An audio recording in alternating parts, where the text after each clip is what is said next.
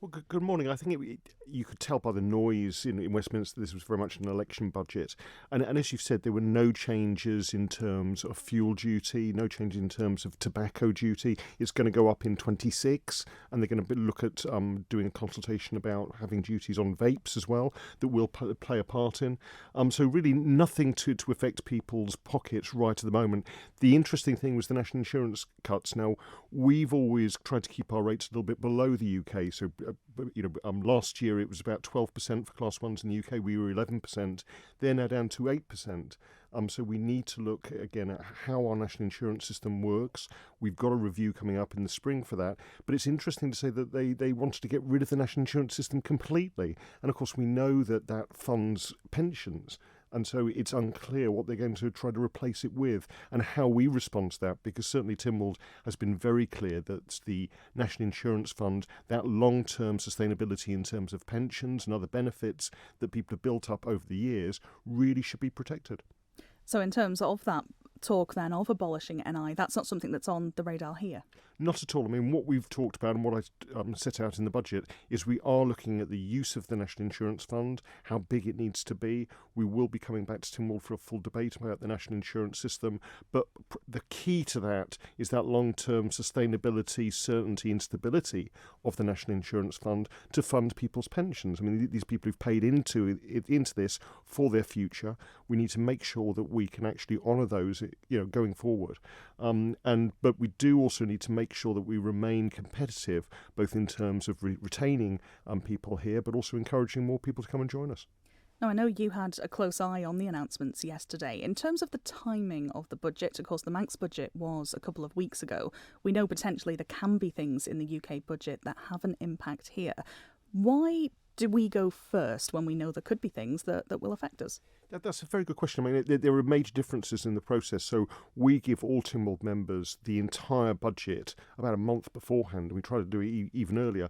I think UK politicians only get it on the day, if that. So we try to inform Tynwald members. We try to make sure that they're part of the process far more. We have our budget in February, partly so that we can make sure that if the budget isn't passed by Tynwald, if they actually disagree with it, we can then go away and make sure that we've got an alternative to come forward. But it's also to give companies and employers that time, those 6 weeks, if they need to make any changes to the payroll, to bring that in, rather than last-minute changes that can really sometimes take people by surprise. Now, one of the items in your budget that has had the strongest reaction is that increase to the higher rate income tax. We've talked about the fact that in the UK, national insurance is going down. From a Manx resident's perspective, you might look at that and see a falling tax burden.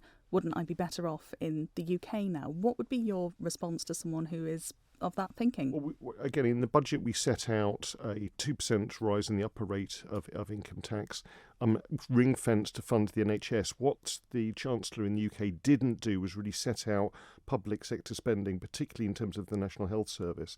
And I think there's lots of concerns that there may be cuts coming in there later on this year or even next year. What we also did, whilst they changed some of the thresholds in terms of child benefit, we've increased the rates of child benefit. We've also equalised the rates between the first, second and third children, which will really help people, particularly with working families. And whilst they changed the rates of national insurance, we changed the thresholds, which means that somebody on low pay will be £85 better off overall because of those changes. But what we need to do is make sure we remain competitive. So the overall tax burden on the Isle of Man is getting closer to that in the UK. We need, by talking to Tynwald members, by looking at the national insurance system, by making sure we invest in public services, we need to make sure that we remain competitive and a really good place to live and work. And that's why I set out in this budget the plans for next year in terms of raising tax thresholds, in terms of raising child benefit thresholds, and making sure that we can fund those key public services we all rely on and deserve. There have been talks as well in the UK media today about potential more changes being announced ahead of the UK general election that we're expecting later this year.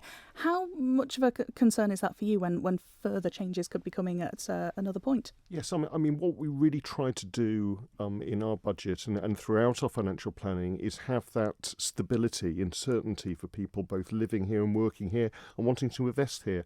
I think with all the changes we've seen in the last 3 years with COVID, with inflation, and we need that stability. And so certainly whilst we're continuing to monitor what's happening across, and we will respond to that and look at policies of trying to help out working families on the Isle of Man, we also need to make sure we don't make knee-jerk reactions that in the long term can be really damaging.